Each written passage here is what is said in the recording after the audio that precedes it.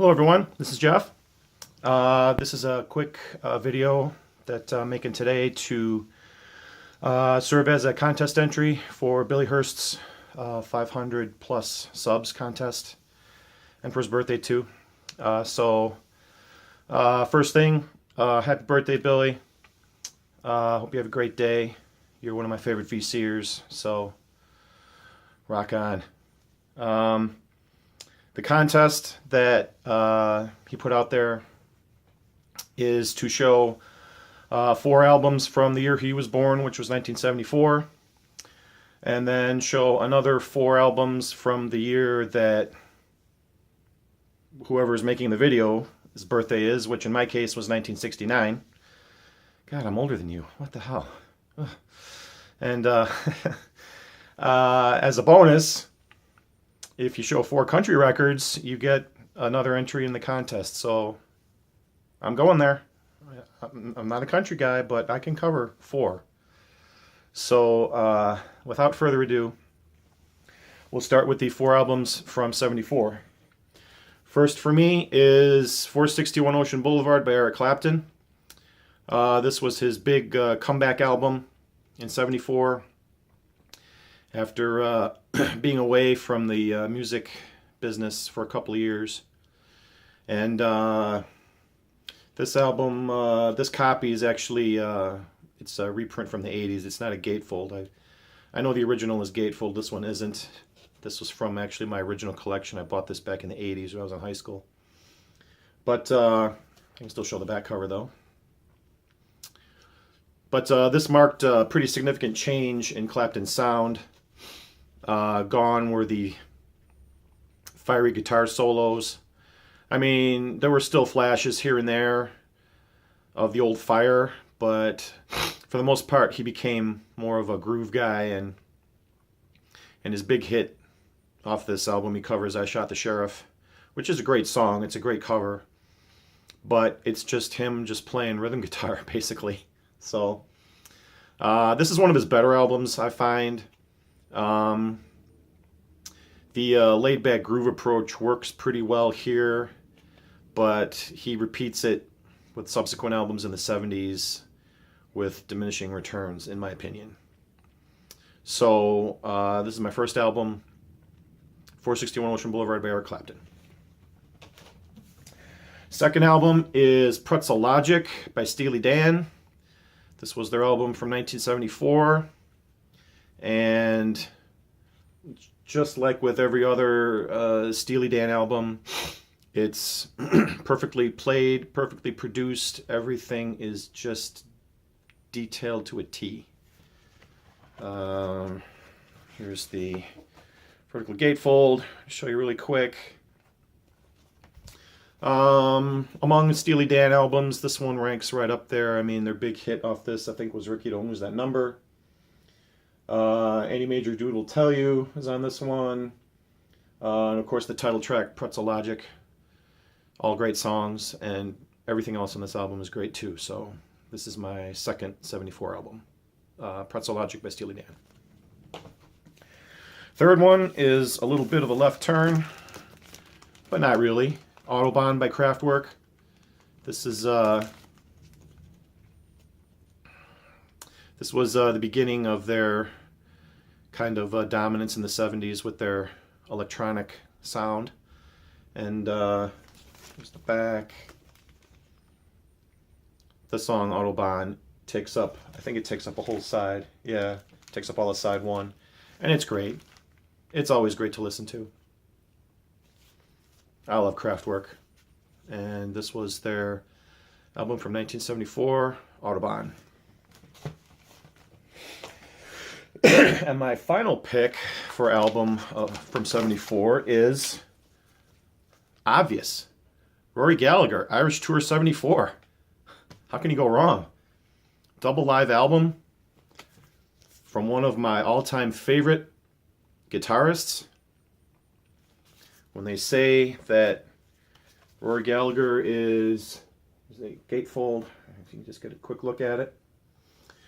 When they say Rory Gallagher is one of the famous guitarists you never heard of, which I know I've repeated before, it's really true. any of his albums are good starting points to get into his music.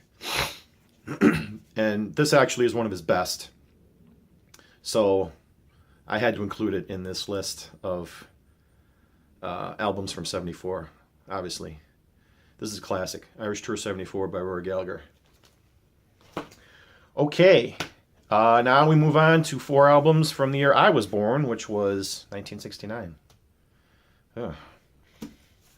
I'm going with, I know Billy, you showed this, I think on your Vinyl Tag video, as a classic album you never listened to. Why? Listen to this thing. It's the Stones. This is one of their best. Let It Bleed. Give Me Shelter's on this. It's probably their best song ever, in my uneducated opinion, I guess. But that's just me. So yeah, this one's a classic. I mean, this is one of those albums that's just unassailable. I don't know if anyone can really honestly say anything bad about it because it's just so damn good. So Let It Bleed's my first album from '69. Second album is the debut from Santana. Self-titled, but it's usually referred to as the White Lion album for obvious reasons. Santana broke out big when they appeared at Woodstock, and this album, I don't think it had even been released yet. But pretty much their whole set that they played at Woodstock was just this album. So, yeah, Jingo, Soul Sacrifice, Evil Ways, it just, every song, killer, one after the other after the other. You can't go wrong with Santana, and this is one of his best ones, his first album, called the White Lion album. Third pick for '69 is another kind of obvious one, Tommy by The Who. I don't really know what you can possibly say about this album at this point. It's such a revered classic with good reason. I bought this. This is a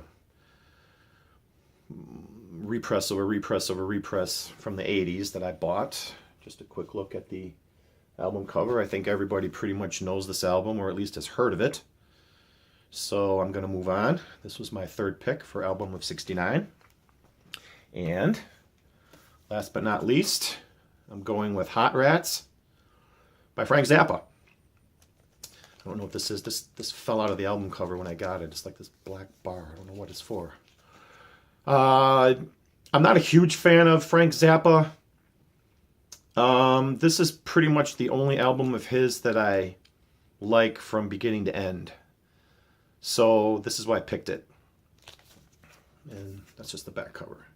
This is kind of a tough album to get in decent condition. But some of the guitar work on this album is really stellar. I know Frank Zappa and the Mothers of Invention and all the other offshoots. There's a massive catalog of albums out there. And I just wanted to dip my toe into it, if you will. So this is the album came out in '69, Hot Rats. I think this is kind of a good beginner's album for the world of Frank Zappa. So this was my fourth pick for '69 albums from 1969. Okay, now we move on to the last part of the entry, which is 4 country albums. And if you've been watching my videos regularly over the past few months, you know where I'm going. Johnny Cash. All 4 of these albums, I think I've shown all 4 of these, or at least 3 of them. This was his first album on the Sun label, Johnny Cash with his hot and blue guitar. This one I know I showed recently on my Vinyl Tag, The Fabulous Johnny Cash, his third album. But it was his first album for Columbia Records, which makes it kind of important, I guess, besides the music that's on it. After that, I know I showed this one. I think this was on my top 100 video list. Songs of Our Soil by Johnny Cash. I don't know if I've shown this one before. This one is The Sound of Johnny Cash. don't know the exact year this came out, but it's a 2-eye Columbia, so I'm assuming later in the 60s. Yeah, I don't think I've shown this one before. Like I've said in past videos, my dad was and still remains a huge fan of Johnny Cash. Let me take this out of the sleeve so you can see without glare. There we go.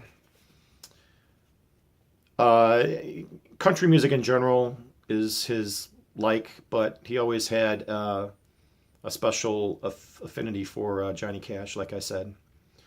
So, growing up, like I've said before, it's always been, I've heard a lot of Johnny Cash music in the background when my mom wasn't playing records. So, it's kind of an odd mixture of the music that I was exposed to at an early age. And, I mean, Johnny Cash, he's one of the godfathers of country. I mean, you can't go wrong with him, can you? These count as country, right? They're country albums. So even though I'm not a country guy, I like Johnny Cash. So those were the 4 that I'm going with for that part of the contest. So there you have it. I'm going to wrap this up. This is going to be a quick video. Hopefully it's only 11 minutes. Thank you for watching. Once again, happy birthday, brother. And I'll see you all very soon. Take care.